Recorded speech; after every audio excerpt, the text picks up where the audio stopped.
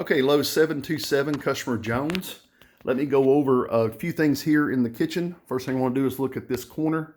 This is a pantry that's a lean-in pantry now that's coming out. There's a few numbers here on the drawing that I went ahead and showed you. But the biggest thing is that from the edge of this window to the interior wall of that sheetrock is 56¼ inches. Make sure that you note that because in the design, we were around 64.5 inches. So big difference in the depth of that return area right there. Of course, that means the corner here is going to have to be reworked a little bit. To the left of the window, where the fan is, those numbers were perfect. So the width of your window to the left of the window, all those numbers are good. 120 inches or so was this wall length. 121.75, I think, was the total. But as far as the length of the appliances and the layout of those, let's go over a couple of things that might change here.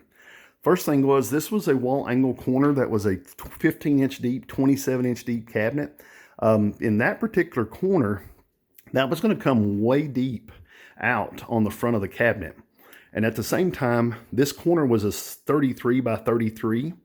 That was going to put the stove way close to the corner, much more than they have now. Right now, this is a Lazy Susan 36 with a 9-inch cabinet. So as far as spacing goes, there was, 45 inches of space here beside the stove in the current layout. Now, in the new layout, you were going all the way in to 33 inches, which was only 9 inches on the inset right here. Well, so we decided to do a little proportion change and go ahead and make this a 36-inch. But do you see how this is a left-hand hinge, which means the door opens that direction against the appliance? We need to flip that in your design to a right-hand hinge so that it will definitely fold away from your appliance, back against the face of this cabinet. The other thing is this is a Lazy Susan now, and they also make that cabinet in an easy reach cabinet, which is just a shelf inside instead of a spinner. Again, we have two. We have one here, and we have one over there in that corner. So talk to the customer about their storage use in this corner. It may actually be better to use that as a shelf instead of something that moves. But now up here on the overhead, the customer's wanting to do a built-in shelving unit above this, just to give it some depth and, give it some nice display area after done with the cabinets. And that means then that we want to keep a zero margin on our window trim. Well, the way to do that is a blind corner cabinet. So if we look at this corner, if we come to that depth, this would be a 1539 cabinet with about a 2-inch filler to the left of it, pulled all the way against the edge. Then this corner would come out because this is, again, a 36-inch Susan in the layout.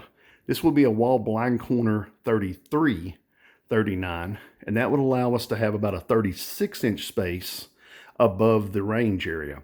In your original layout, you had 42 inches of space above the stove, which is 6 inches left and right of the center line. That's not necessary. 36-inch above a 30-inch stove is adequate to have room to clean and also to have that 3 inches of space for your tile work. So having a 42-inch space was just because I think the corner cabinet was a fixed item. If this is going to be a wall blind corner now, and we can pull it to 33 inches, then that's going to mean that the cabinet to the left of the stove could also be changed to a little bit larger cabinet from the 15 to an 18. And then because of that, the 24 to the left of the stove would actually become a 21. And then that would give us a much better arrangement around the left or right-hand side of the stove area. Now, this piece of furniture here is actually a floating piece of furniture that's going to go at the end of the run. And the spacing at the base of this is 33.5 inches. The spacing at the top of this is 35.5 inches. So when we start looking at the actual width of the wall, the spacing that you have here is perfect as far as for a 21, see the mark there on the wall, to come out to length for the base of this, and an 18 would fit here and have plenty of room for the clearance of that molding on the top of this piece. So that's pretty much this corner. The center line of the sink is still center line of the window, no change. And then we have the dishwasher to the right. But then when we come to this corner, we have a air conditioning vent back here in the back. All we're going to do with that is we're going to put a front toe vent in the front of the cabinet and block that to come through the front of the cabinet. And then in the corner here, again, This was where we had the wall angle cabinet, the 27. Again, that was going to put a really awkward 6-inch cabinet that pulls out beside of a pantry, which would leave no access to that pullout. So if we did a 1539 to the left of the window, we would do again a 1539 to the right of the window, pulled up against the side of the molding with no margin, right up against the edge. And then that would leave a 27-inch by 39-inch cabinet going into the face of a wall blind corner 33 pulled to 34.5 right up against a 30-inch pantry. Now this opening was 64 3/4 inches. So when you start looking at spacing, the 33-inch pantry that was in the design was hanging 1.5 inches past the end of the wall. It would not work. So we're going to have to change that to a 30-inch to make sure that we have room for the Lazy Susan on the bottom or an Easy Reach, whichever way you decide to use that corner. And then you'd have a small 1.5-inch fill, and then your pantry. Overhead, you'd have the blind corner cabinet that reaches back into the corner and gives you all this wall cabinet space in the corner of the room that way. Now this space here for this refrigerator is a built-in area.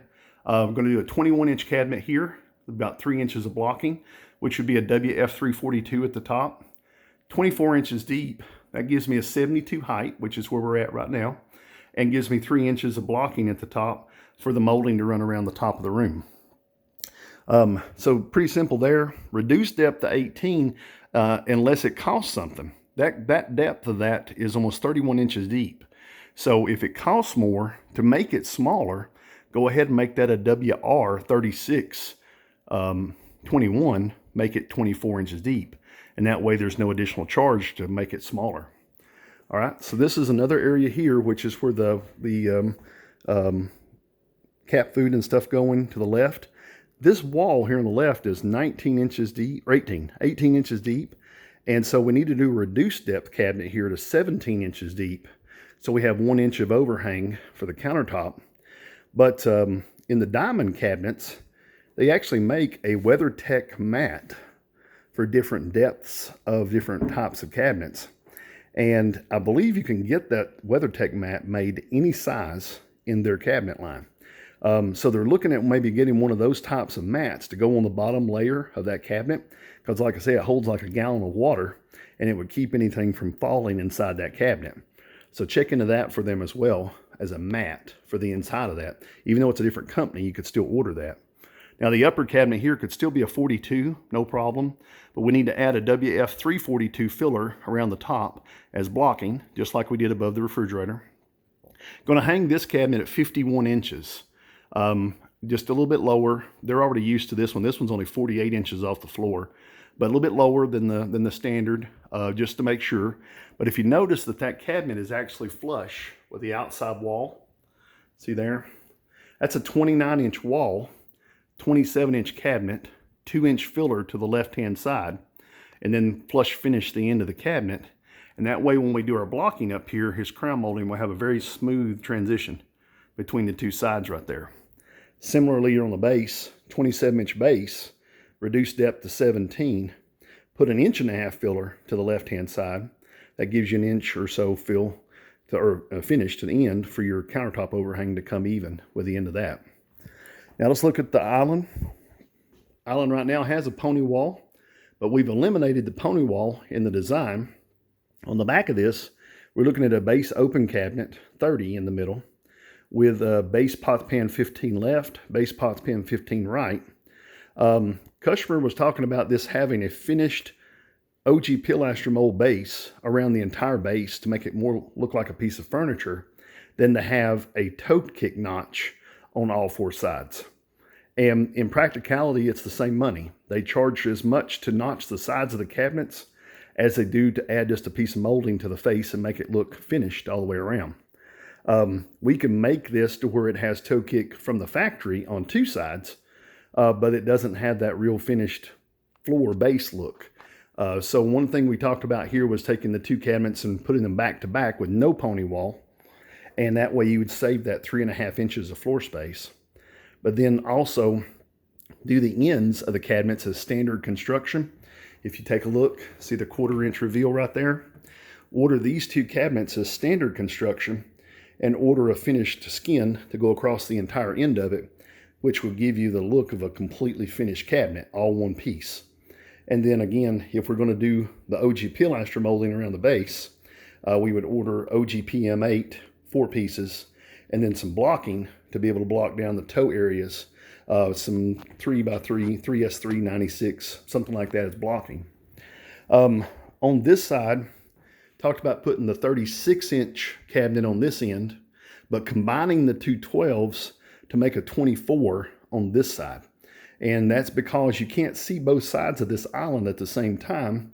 And she already has something here. You can see these large drawers. When you break this down into a 12 and a 36 and a 12, those drawers are only 9 inches on those cabinets. And so you really have a much smaller set of any drawer she has in the whole room. By making this a 36 on the right-hand side and a 24 on the left, from the functional side at the sink side of it, you've got exactly what you had before, different configuration, but same sizes and similar use.